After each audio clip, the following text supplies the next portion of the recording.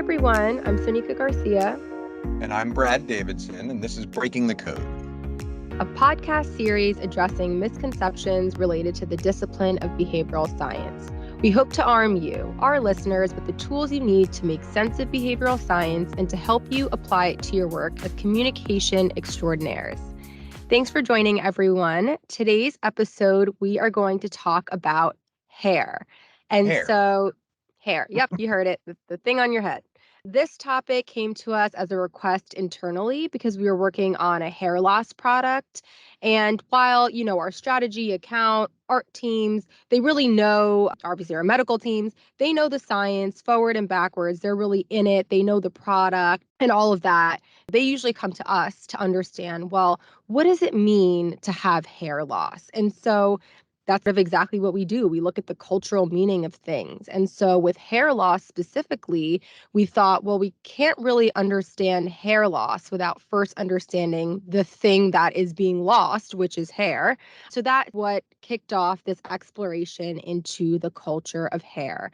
And so the disease state that we were working with is alopecia. If anyone is familiar with it, is an autoimmune condition where someone experiences hair loss due to the immune system basically attacking your hair follicles and causing inflammation.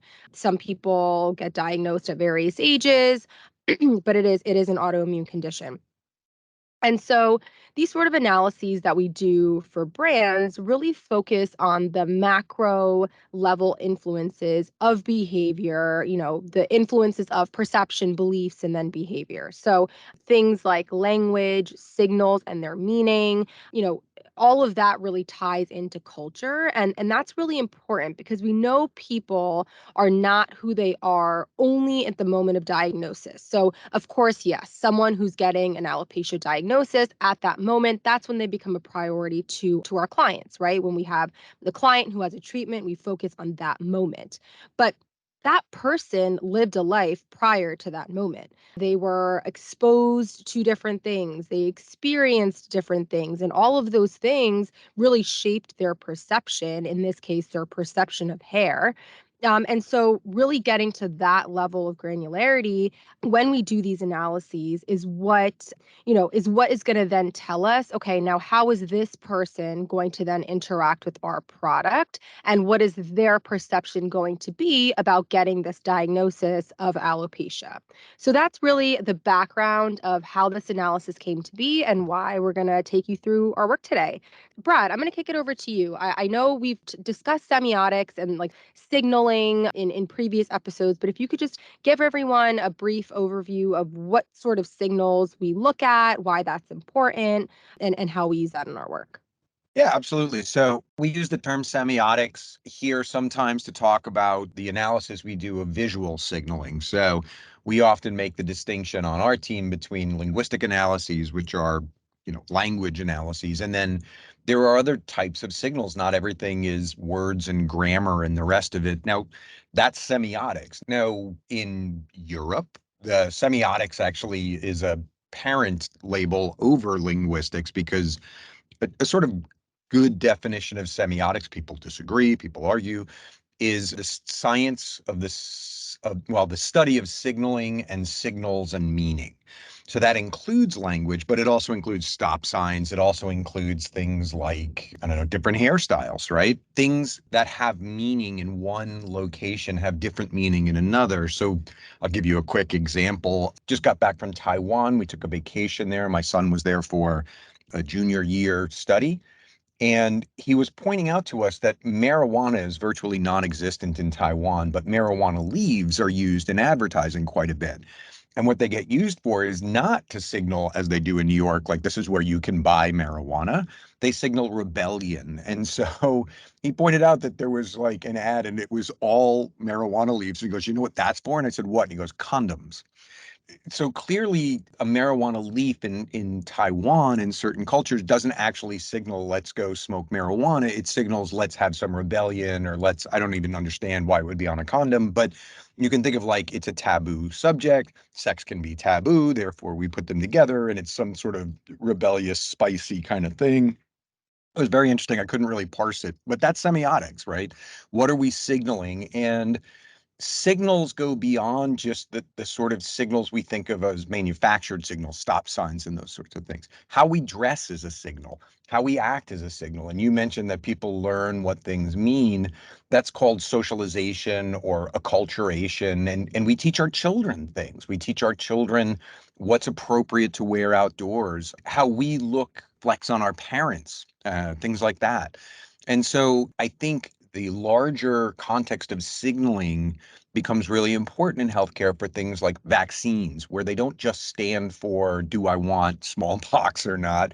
It's, does this stand for government control? Does this stand for, all sorts of things? We don't need to rehash what was going on, but the symbology around health and healthcare and health activities tie directly into how we view ourselves and our lives and how we perceive ourselves. And in terms of alopecia and hair, I can say I'm fairly open book. I actually have developed alopecia since they asked us to do this analysis. I don't think there's a cause and effect there. I actually think it comes from having gotten COVID. Again, there's some debate going on as to whether or not COVID can cause alopecia, but certainly viruses can kick off an autoimmune cascade. And I developed what's called alopecia barbae. So those who don't know me, I had a glorious beard and mustache for a long time. I now have two quarter-size holes in both, and it doesn't bother me. I just it's part of the reason why I shave. But it has been very interesting to have studied this category at arm's length and sort of made all these proclamations about what alopecia does, what hair represents, and then go through it personally. So I'm really looking forward to this discussion today. But semiotics is the study of signals. That's the short answer to the very long answer I just gave you as to what is semiotics. But you can understand why it matters in healthcare, because it's not just what we're doing, it's what we think it means when we do it. Are you a good Mhm. parent or a bad parent when you vaccinate your child? Those sorts of things. Cool. Let's jump in because I think when we started the analysis, we didn't know what we were going to find, right? Like usual. And then we always end up with something interesting. I think we both always learn something new. So jump into the first finding. Yeah, for sure. So we found 5 findings from the culture of hair. Now, there's more than that, right? I mean, anytime you come up with a number, there could always be more, but these are the 5 we're going to go through. And the first one we talked about is hair means something to everyone. So you don't just have hair. It turns out every culture has standards about what well-groomed hair looks like. Every culture talks about what length should be for men and women, for example, and then people violate or change those norms, and we'll talk about that more in a bit. But it has meaning. So there's no culture in which hair is just the thing that sits on your head. Everybody decorates it, everybody does something with it. Now, when you start really digging into what it means, it really depends on the cultures and the cultural context. So, for example, African American women's hair in the United States has become something of a political statement or a personal empowerment statement. We have this ad that says, a black woman without her kinks is like a leopard without her spots. It's for a specific type of hair product for aimed at African American women. But that idea that your identity is tied up in your hair and that how you model it, how you shape it, how you let it go is really an outcropping of not just your body, but your personality, your culture, your belief system. So very close by to my house, there's an intentional Christian community. The women cover their hair. We live very close to Kiryas Joel, which is a Hasidic community. The men wear kippas. The women cover their hair. There's hijabs in different parts of the world. Like, we view our hair and when and where we show it as something very, very important to us. We just don't think of it that way all the time. But as soon as you start looking around for like, what does hair mean? You instantly start seeing just a depth of meaning, cultural meaning, and signals that go well beyond fashion. So that was number one. And it was, Yeah. so in other words, being bald is not just inconvenient. Getting alopecia is not just inconvenient. It sort of attacks some of the meaning that you create with your hair. I will ask you Yep. then, there's 2 findings that Yeah. you are going to then talk about as a follow-on. So go ahead. Well, yeah, and I think the next one ties in pretty closely with what you were talking about, and that's this idea of like hair having rules. So, like, yes, hair has meaning, but then there are also these sometimes stated or unstated rules about hair. So, when we think about religion and spirituality, those are somewhat more stated. So, certain religious groups. Amish people, for example, they keep long hair mostly to create that visual separation between themselves and other religions, Christians, Catholicism. They want that to be a physical distinction, which I thought was interesting. And same thing for there's a group in India, the Sikh population. And so they're the ones that wear the turbans, and they both men and women, which I think is interesting. And we'll get into it, but I think hair has different meaning for men and women in the same culture. But in the Sikh culture, men and women both have to keep really long hair. You're not allowed to cut it, even eyebrows, basically any hair on the body. So those are things that are stated. Everyone knows about certain religious and spiritual groups. And there are more examples. Obviously, the Muslim population, you don't show your hair if you're a woman in public. In the Hasidic Jew population, you don't show your hair if you're a married woman. So things like that, things that everyone really knows. But then there's also these like more lifestyle kind of casual rules. They're known. It's not explicitly stated anywhere, but we see as society, we kind of move in that direction. So things like, thinking about India, once again, women tend to keep long hair. This has definitely evolved over time, but long hair used to symbolize, wealth. It used to symbolize a higher social status. Also, the hair industry in India is so big, so long hair is kind of valued. So that's one. The other is things like, you keep short hair in the summer, long hair in the winter. That's something that a lot of people followed sort of as an unstated rule. Another one that I love is like when people cut their hair or do something different with their hair, it's almost a sign of like you're taking control or you're kind of going through something and not taking it out on your hair, but like expressing it through your hair. You mean like And so Britney like Spears shaving her head? I wasn't gonna go there, but but yeah, like more or less, right? Like you're starting something new, and you're like, let me cut my hair, or let me add extensions, or let me color my hair. Just something that's a shift from the norm. And so that's sort of like this unsaid rule of, well, you can just change your hair to show that you're changing a phase in life. But I don't think they're unstated. I think what they are is stated when you break them, right? So Mm, they're very gendered hair, but very gendered hair rules, and you might not know them until the day you break them, and someone goes, "Well, only girls have really long hair," and you're like, "Well, I'm hmm looking at this picture of Jesus on the wall, and he's got really long hair." It's like, yeah, that was 2,100 years ago. You have to follow my rules, and boys have very short haircuts, and girls have beautiful long hair, and yeah, those, I think the gendered aspect of hair is very interesting. And one of the yeah, things we sort of decided was that your hair says something about you, even if you don't want it to, right. even if you just go, I just want to put it in a messy bun and walk out the door. That in and of itself, people will evaluate you for that. So as a woman who cuts her hair, there are so many stories. For Bernice bobs her hair is a very old story about that, right? Where like for women, the norm was long hair. Cutting it as rebellion, or cutting it as professionalism, or cutting it as stepping outside of the home, whatever it is. hmm Even if you just cut it because you were sick to death of being hot in the summer, people will evaluate it on you as a statement. Yeah, definitely. That's a great point. Yeah, and the next one I think was really interesting. I mean, as a parent, I definitely related. And Brad would love to hear your thoughts, but it's this idea of parents really believing that hair reflects your parenting. So I think we found a good deal of evidence that basically showed, if you let your child run out of the house without their hair done, it's sort of a reflection on you didn't do the proper grooming for your child before they were leaving the house. And that's a reflection on your parenting. I know I felt that before, especially when I see my child, and let's just say I didn't get her dressed that morning, or I didn't see her before I left for work. And then I see her and her hair is a mess. And I'm like, her hair, like that's the first thing that's just like, Right. to me, just such a symbol of even more than the outfit or, what she has on. It's like, is her hair fixed? And it doesn't need to be any sort of look, but it just needs to look like something was done to it. And that finding really made me reflect, like, like is hair really a reflection on parenting? And like, why is that? I mean, it is, but like, or I feel like it is, I, but why? I don't know, but it was funny how quickly we found examples and then just mountains of examples of people saying things online like, my first thought is always the people at your school will think I don't take care of you. Yeah. Now, this Yep. is a healthy, well-fed, clean child in clean clothes, but if her hair looks like a rat's nest, Yeah. somehow that's what triggers. And by the way, this is very gendered as well. I think one of the things that's almost inescapable is hair is gendered. Evaluations of hair are gendered. And the rules for hair are much stricter for women than men in a social sense, not in a religious sense. I mean, I think, we've mentioned already about 6 different sort of religious hairstyles. We can, monks, Yep. tonsures, and all the rest of it. We can leave those alone for the moment.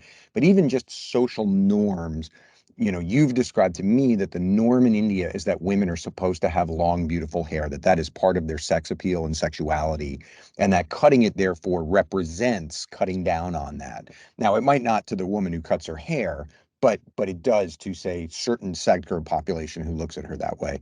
For the parenting thing, what was interesting is it's clear that it's moms who feel much more judged when their children's hair looks messy. I was always given a pass when I had to get my daughter ready for school, and her school required a uniform, and part of that uniform was pigtail braids. And we would do what we used to call dad braids, which were, yeah, they're braids, but they're not very good. And she would get to school and they would redo them. And so they appreciated the effort, but I was given a lot more leeway at getting her ready as a guy than my wife would have been, because I'm not expected to know how to do her hair. Now, she went to the school for a long time, so by the end, they couldn't tell when I did the braids. But at the beginning, everybody joked about the fact that I put her in dad braids, but at least it was braids. And so I had shown care, if not competency.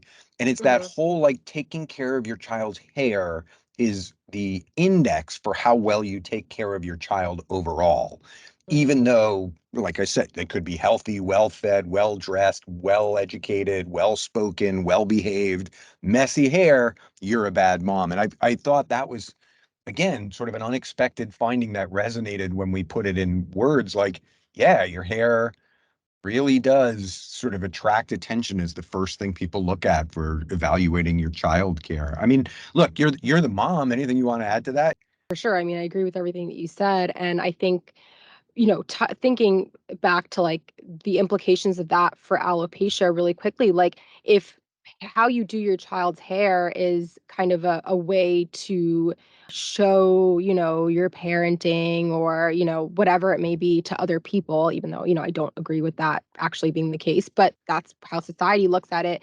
Then, what are the implications of your child, not having the hair Right. or having, a patchiness and how might that then translate to an even harder situation for parents that have children with this condition, right? And the thing that's sort of also the lens, like this is the finding, and then caregivers and parents are now in even a tougher situation because it's to begin with it's the million things you have to do in the morning plus getting your kid ready and doing their hair, but then on top of that, if there is this condition where you're not able to just put your kid's hair up in a ponytail and send them out the door, um, that's hard. And then what might society think, and then how do you kind of work around that? And then if there's total baldness, well, what are the implications of that? You go down the route of, oh my goodness, does your child have cancer? Are they super sick? Like it's Well, you get that all a these other lot. I signals. mean, Yeah. you get that a lot, like, oh, I feel so sorry, and it's like, no, they just don't have hair. In terms of the gender thing again, it's been interesting to sort of, again, shave my beard, shave my mustache. I had a pretty good beard, like guys do sort of check that stuff out. And I have one son who grows a great beard and one son who can't even grow a mustache. They tease each other about it. And I've never really wanted the kind of mustache that I see on the photos of my grandfather, Bernard. He had a big, thick, bushy immigrant mustache, but I've always known I could grow it. And it was in the Hmm. back of my mind that if I ever had to go back in those times, and if manliness was seen as, if mustache as a good, healthy mustache was a symbol of health and virility, I wouldn't be able to grow one. You would be surprised at how often that thought sort of crosses my mind. And I have no intention of growing a mustache ever, just for the record, but except maybe Movember, right? Or as a joke, but I can't. And all of a sudden that bums me out. And I think, to what do these things mean, right? We haven't really tied it back to alopecia too often in this conversation. We will at the end, but to your point, like if hair has rules and hair signals things, loss of hair robs you of the ability to signal in the way that you want to. If I lived in a society where mustaches were necessary for men to show that they were men, there have been societies like that throughout history, I'd be in a disadvantage. And if you Hmm. can't grow long hair, you're at a disadvantage. And so Yeah. it's interesting. Again, it's that it doesn't matter how you feel about it, it's how people see you and look at you.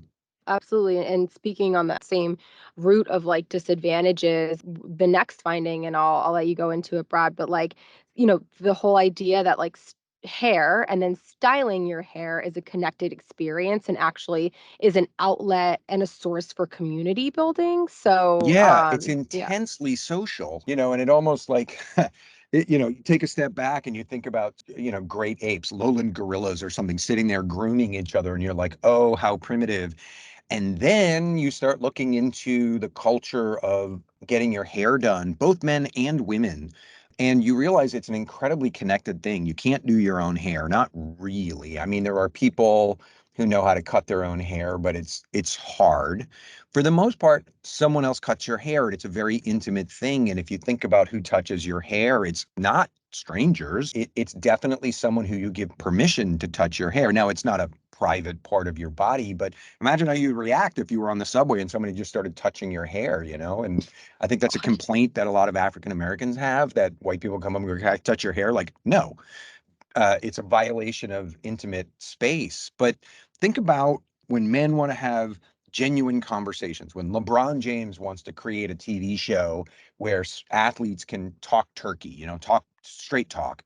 It's at a barber shop. And, there's numerous movies about the barbershop being the social center of male life in small rural towns back in the 20s and 30s and 40s. And if you wanted to talk to the judge about the trial, you'd have to go find him while he was getting a shave or something.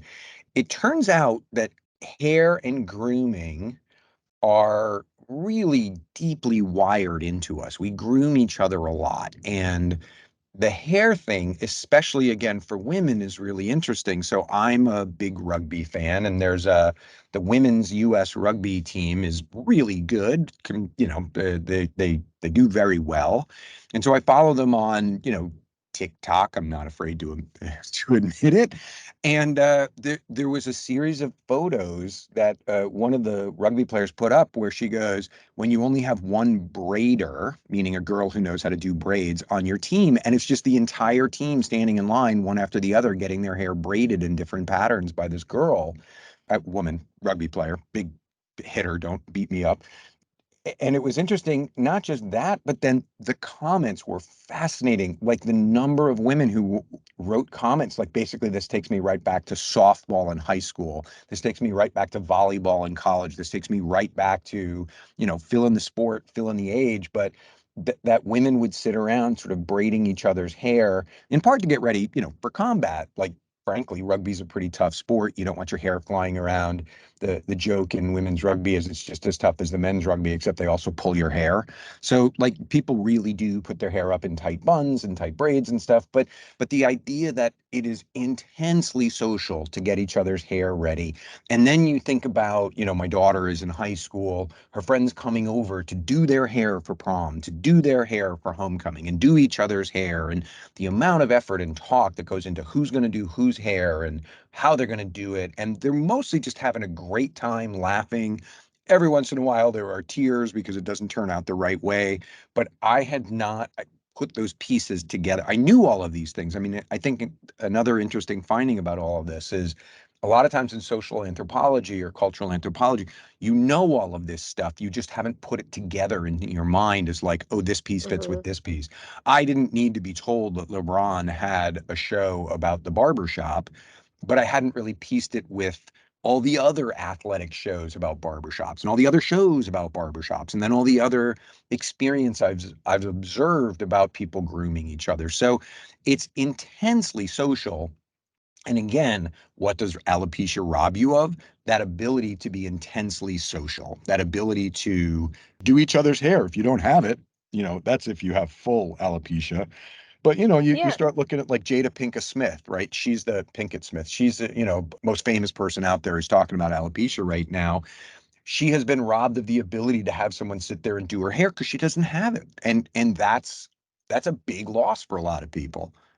And I think something else that we found too, so that makes sense if you have total hair loss to your point, but like if you have partial, then being at the salon and getting your hair done, whether it's they're putting in extensions or helping, style it so you kind of cover up the patchiness, that becomes the most important part of your week, month, day. You know what I mean? Like that becomes a very important part of your life because it's the moment where you're able to go and like almost have this problem not solved, but like as solved as it can Addressed. be, addressed, and then you still are able to have that community and that experience. So I think some women looked at it as, the important part, the important moment. And that's also important for us to know because those are places where our patients prioritize being. Yeah, more than one public health initiative has focused around community gathering spaces, for example, for African American men and women.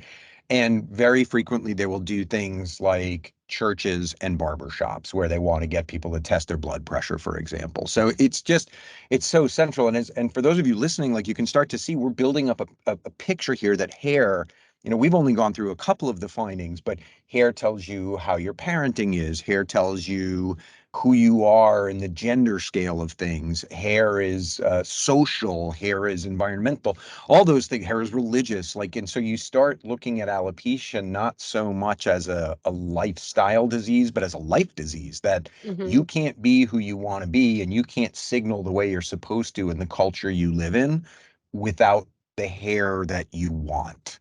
And that gets us to the last one.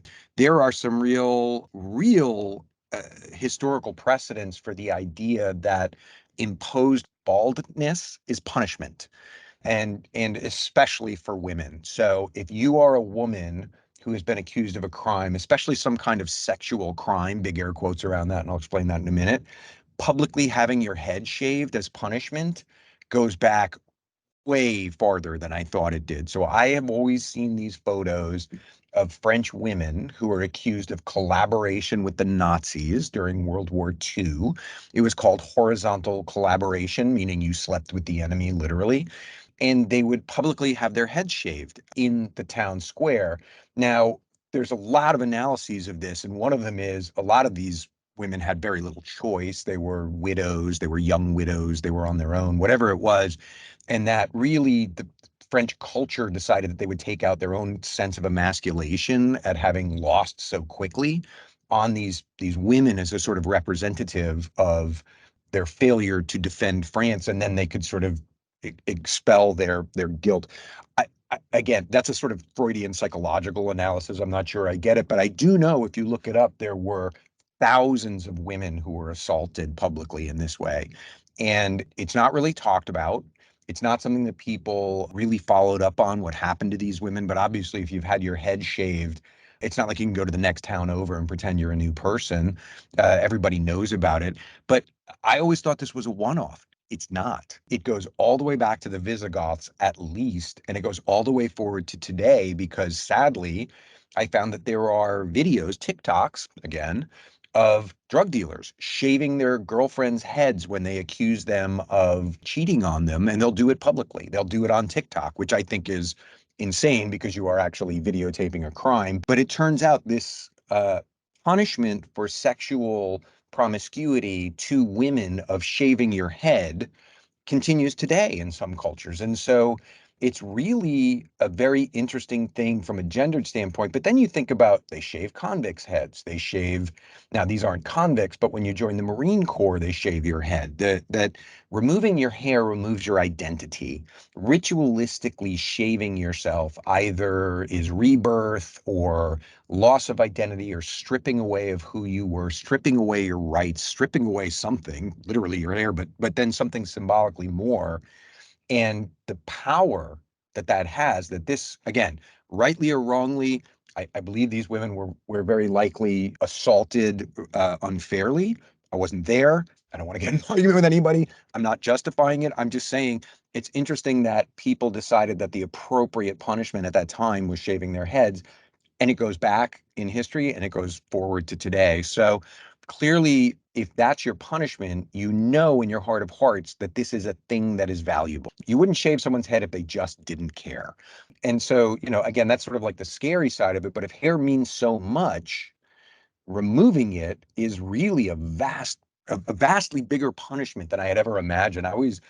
I'd always imagined that like these women had their head shaved. It's like, why didn't they beat them up? It's like, this is worse. This is far worse for them. And they couldn't hide afterwards. So again, sort of a dark chapter, but then really a dark thread in humanity. I guess there's no chapter in humanity that doesn't have sort of dark spots. But all in all, what we're doing is creating a picture that hair matters. And it matters more than we thought it did. And I already had thought it matters a lot. And it matters for solidarity even. We mentioned cancer. Kids will shave their heads in solidarity with their classmates who have lost their hair because of chemotherapy or alopecia.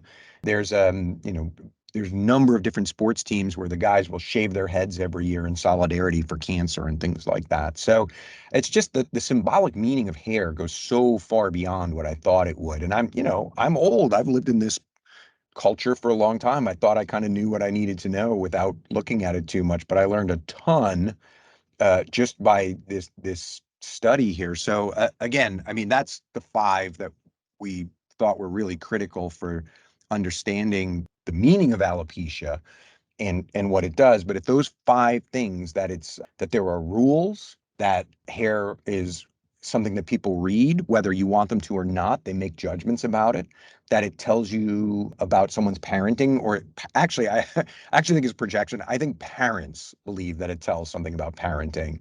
I could be wrong. It could be everybody thinks, but I never certainly looked at a kid's hair and went, that's a bad parent. I was just like, oh, that was Yeah. a bad day.